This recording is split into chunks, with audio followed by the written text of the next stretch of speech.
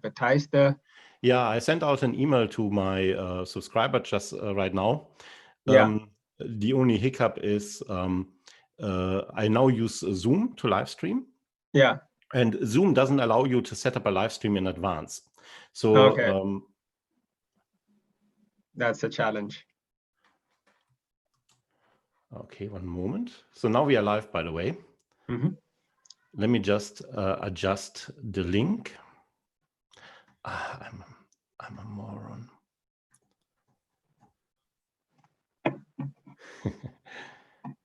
Yeah. Also One mute second. my Kopieren. So that you don't get distracted by that ringing in between. Okay, one moment. Yeah, if you're already live here, joining us and watching, these are the little challenges of modern technique. You can do everything now, but not always very elegantly. One second, I just have to update the page. Has started. To comment.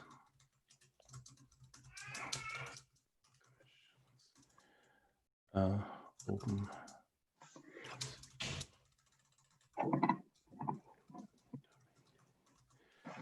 So that's challenge number 1 of 2 solved. That in a moment people can actually reach you. What I did, I created a link that had a placeholder page, and now I updated it so that people can actually join the video. Okay. And the second challenge that we had before was that people couldn't ask questions. And I will try to see if that's now possible. Please post your questions here. Oops. So, sorry about this. This is not as professional as I usually like to do this, but this is the problem with Zoom. They didn't really figure out that maybe people would like to advertise these things in advance. No, so they always keep improving. So over time, I'm sure they will add that capability too. I see. Can you say something? Hi, testing. Yeah, now I hear you again. Okay, I will open this on my handy as well, so I will see your questions. If you have questions to Ramu, you can already have a look at his website at his company, Invers.com. And if you want to ask Ramu a question about the positions that he is hiring for, feel free to post the questions in the comments, and I will regularly look into the comments. Oops. And I will look regularly into the comments so I can answer them. Let's see. Yeah, that's what I thought. Great. Yeah. Ramu, thank you very much for your patience. No problem. And we start right now. Welcome to the show. Close the window. Okay, yeah, feel free. So that we don't have traffic noises interrupting us. Yeah, actually, it's quite good. I don't hear anything in the background. So, so let me start over. Welcome to the show. I'm your host, Chris Piak, and with me today is Ramu Nair von Invers GmbH in Germany. Ramu is the head of sales at Invers, and you are hiring for 2 positions. Is that correct? Yes. Just to quickly clarify, I'm the head of sales operations at Invers. And yes, I am hiring for 2 positions at Invers at the moment. Can you tell me, before we get to the concrete positions that you are hiring for, just double check first, you are hiring in English? Yes, these roles, German is advantageous, but these roles are open in English also. Yeah, wonderful. let's talk about Invers first. Can you describe very shortly, what do you do? I mean, a lot of people have been using shared mobility services like Tier, like Lime, like Miles and everything. We are one of those companies, German Mittelstand companies, providing technologies that allow vehicles to be shareable and also providing middleware technologies to help host these vehicles in a shared platform.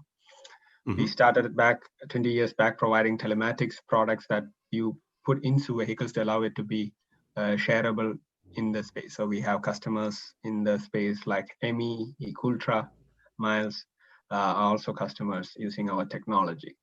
And now we are expanding. Which works very well, by the way. I'm an EMI customer here in Düsseldorf, and I just love it. Yeah. You know, it helped us for us. Services like EMI helped us to decide to get rid of our car. We use a bicycle awesome now, and if you don't use a bicycle, we use EMI. And that really ties up into the mission of Invers, which is to get people to be as much accessible to shared vehicles as possible, so that the need for owning private vehicles is reducing over time.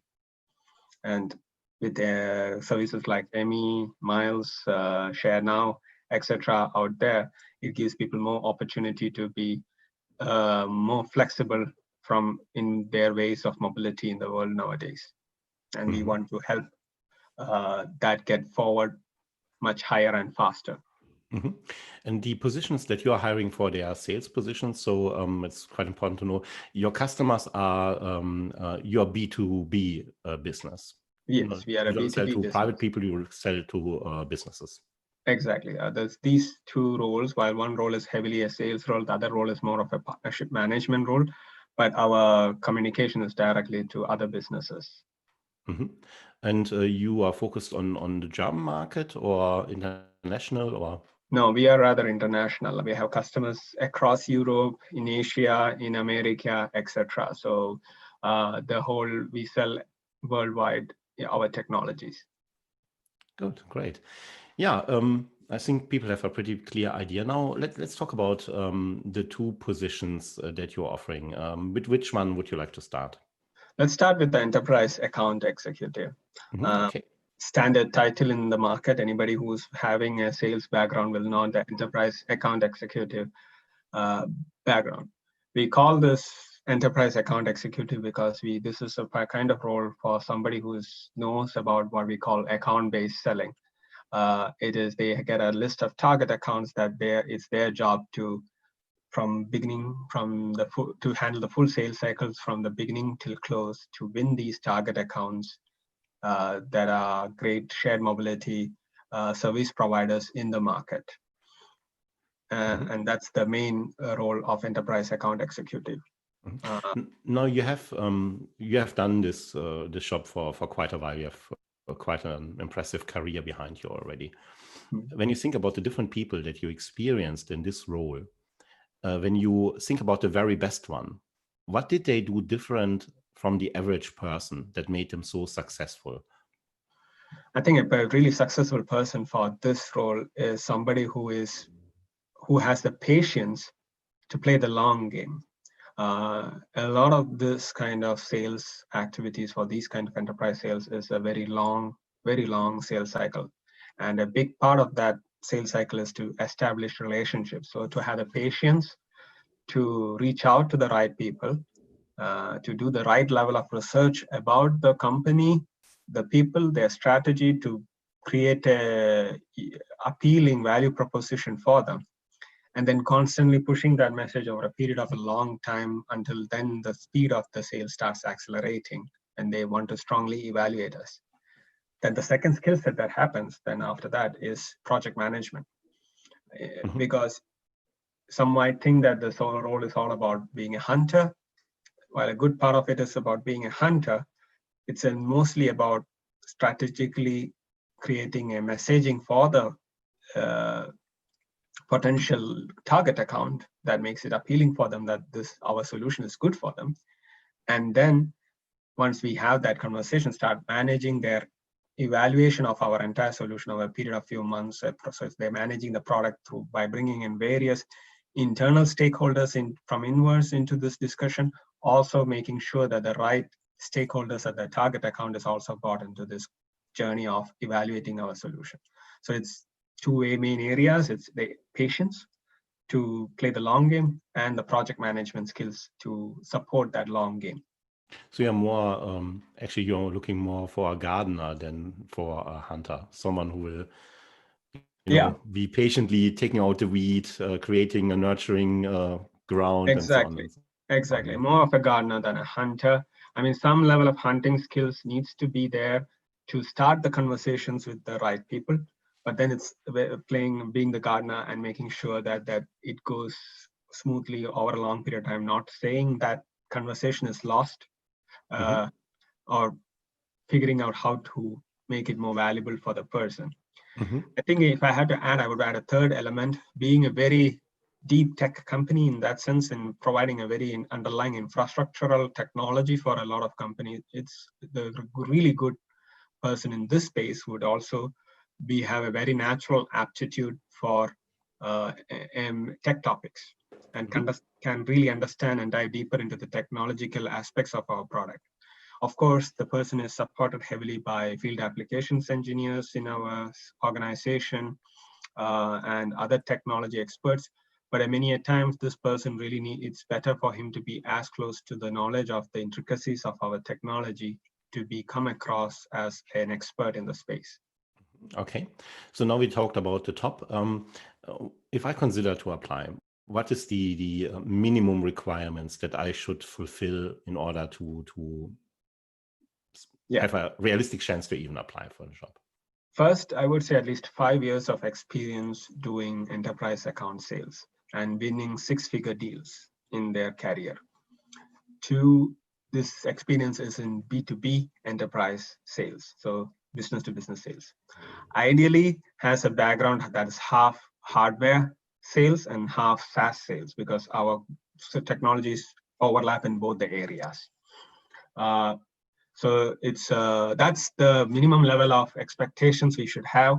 And then, there's the natural soft skill expectations like good communication skills, negotiation and closing skills to make the conversation go smoother. The confidence to go and talk to C-level people at the various mid-sized organizations in the world and to come across as an expert in the space. Which requires also a certain level of personal attitude and grace, I want to say. Yeah. You don't want someone who's to be the cheesy car salesman person, because usually in this kind of sales scenario pushes people off. It's more like when a person comes up, they know that this person is competent about the topic, can be trusted to give me clear answers, then also saying when the technology cannot do something they want, or maybe even guiding the right lead through the right decision process, because sometimes we need to educate the market even more than trying to advertise the product. Okay. How would I catch your attention if you're the decision maker in the end, right? Can you walk me through and we can do this for both positions. Can you walk me through the application process? Meaning what kind of documents I should send you, what will happen after I send the document, and then in the second question we talk about how I really catch your attention. Well, the application process is rather simple. We need a very good cover letter that summarizes your experience, particularly valuable for this position, and why you are particularly interested in doing that with Invers. And then your CV then should speak for the second thing. So these are the only 2 documents at the moment we would need for the beginning of the application. But as the application evolves, we would also be good to have references of people who can validate you. So ideally, some references from previous companies and team leaders who can validate to your sales experience. So that's the main minimum expectations for the applications, and then we will evaluate from there. Okay. And applications go to invers.com, or how would you prefer that people reach out to you?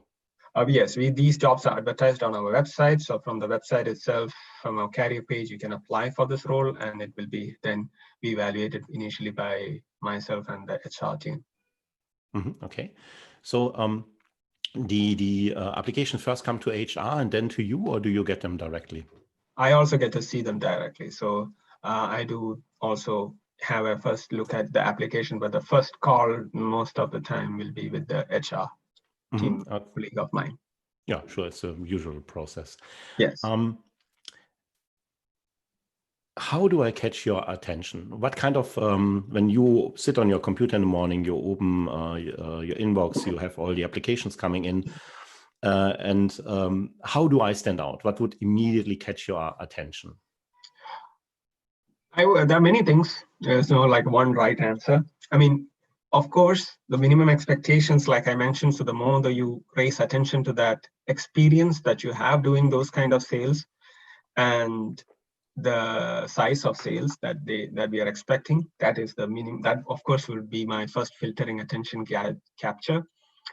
The more closer you are close to our industry in your experience, and the more better you communicate your understanding of what we do and how you can provide value to the industry of what we do from your experience, that will also capture my attention. That's in the application. In the main sales process, what would really would be interesting for us to see is that how are they applying the philosophies of account-based selling in their past career, and what are the, I would love to be educated by this person. That would be one way I would put it. So you basically, like a good boss, you want to hire people that even smarter than you. Even smarter than me, and I will be honest, my level of experience in enterprise account sales is not that long, and I am looking for somebody who can educate me in that space too. Okay. If you look into the future now, 6 months from now, you hired someone, and in Germany, usually this trial period is 6 months. Trial period is over. You hired someone already, and you look back from the mid of next year to this year. What would be the one criterion that would tell you, okay, I made the right decision to hire this person? What does this person need to achieve in order to be considered successful? I would say, I mean, there is the word very big, because it's a sales role. There's one big determiner of success in winning accounts. But this is also, but putting that aside, it's the ability to, how well the person communicates the ability to learn about our topic, our industry, and our technology. So how fast does the person dive deeper into that industry and its tech and our technology space, and really can hold a very capable conversation with any random individual who is in the industry and come across and being seen as an expert. So it's the way they can onboard the knowledge to be seen as an expert in the industry.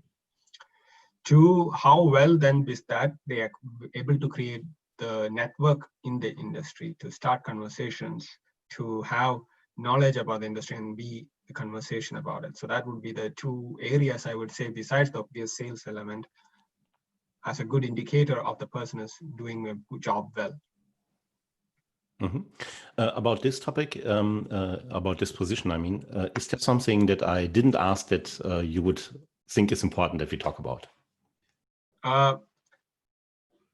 I think a big part of this role is, as in any B2B space, as I kept mentioning, being knowledgeable about the industry, but it's also about being seen as a thought leader in the space. So the person would be good as they are developing in the role to also start being able to communicate openly about the topics in a thought expert manner in forums such as maybe podcasts, mini speaking events, etc. So when they go to fairs and trades and everything, if they have the opportunity to be in a panel, small panel, or like a mini event in a meetup event or anything, they can be confidently be on a front of a crowd of people and talk about the topic as an expert.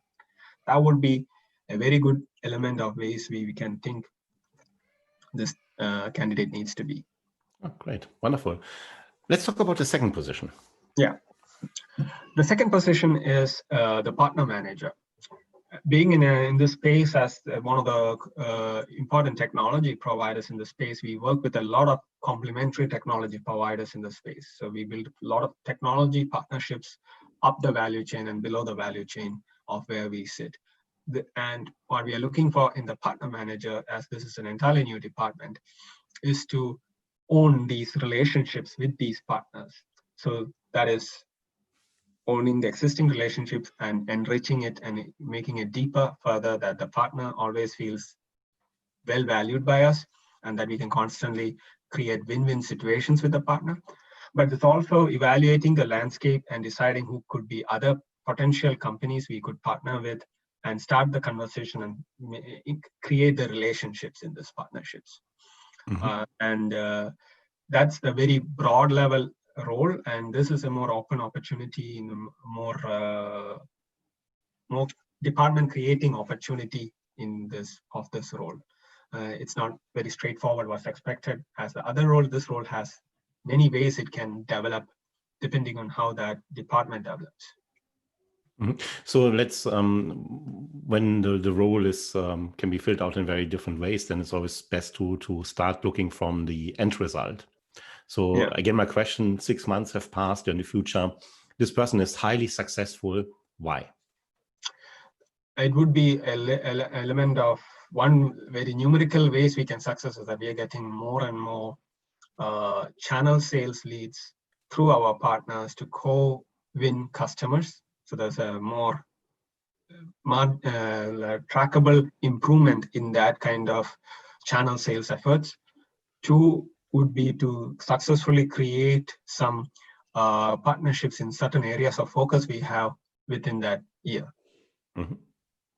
Okay. Do you have formal criteria, formal requirements that the candidates needs to fulfill? There is not. We expect the person to be well-educated, ideally finishing a master's degree in business subjects. So it can be an MBA graduate, can be a master's in science in business management.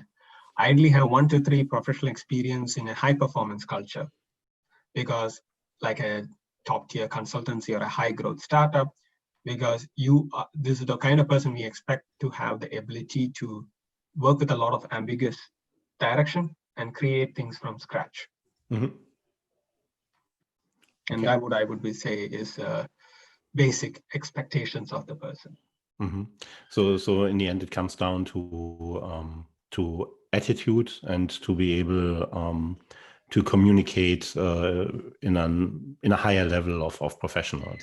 Yeah, that is there. But I would also add to that, there is not a playbook for this department. And so to be able to trial, test, and iterate fast in the process, I would say. Okay. And just to clarify, you hire 1 person for each of the positions? At the moment, we're hiring 1 person for each of these positions, but department scale, good candidates come, always open for talking to better candidates if needed. Okay. Wonderful. We talk now a lot about the 2 positions, what you're looking for. Can you tell us a little bit about what can future employees expect when they come to Invers? Why should they choose to apply with Invers? I think one of the big value of Invers is that it's in an industry that is so booming, and it has a reputation in this industry for the quality of this technology. And we are scaling at a level where we are bringing more technologies into the space that is more useful for players. So you're in an exciting space to be part of an exciting industry. And because of that, there's a lot of freedom to address the topic that you own as in a way you want to address it. And one great thing in my own experience of Invers is that the more you own the topic and are willing to take the risks to get it going forward and the energy, the more you are trusted and to do more with the company. So there's a lot of trust that the company is willing to give really motivated people at the very early stage. Your company language is German usually, or is it English? It's German usually, the company language, but I'm probably a mid-level German speaker, so the colleagues are also very great at speaking in English with each other. Yeah, just to clarify one more time that for these 2 positions you can apply in English because your clients are international anyway. So exactly, yeah, and our partners are international, so it's German is advantageous, but English it's also good to apply for this role in English. Are you only open to applicants who apply from Germany or from within the European Union, or would you also consider someone who needs a visa? At the moment, we are only looking for people within Germany and the European Union. Not at the moment are we looking for roles where we need visa applications. That said, for the enterprise account executive role, somebody who comes from that industry and very close, we are open to having a conversation. For the right candidate, things can be flexible. Yeah, I can empathize with that. It always depends on if the person is bringing so much to the table, then of course you can talk about many things. So. Exactly. I remember a little side note. I remember my first, I had a lot of salespeople during my life because I'm basically 30 years self-employed. And the best person I ever hired was someone who at the time did not even live in Germany. He was living in Sao Paulo. He didn't speak German, and he alone, in a very difficult market, sold more than all my other salespeople together. Wow! Because he couldn't speak German, but he knew how to communicate and how to identify the real pain points of the clients. So, no, I do see that also in my experience. Some of the really good salespeople is about, and in this space and in the industry we are in, it's all about communication and getting that project going forward. Ramu Nair, thank you very much for the time, and thank you. I hope you will get a lot of great applications, and maybe in the autumn we talk again for a second round when you have new positions to open. Absolutely. Thank you. So this was Ramu Nair, Head of Sales Operations at Invers GmbH. If you want to apply to a position with Ramu, go to invers.com. There you find the positions and then you can apply.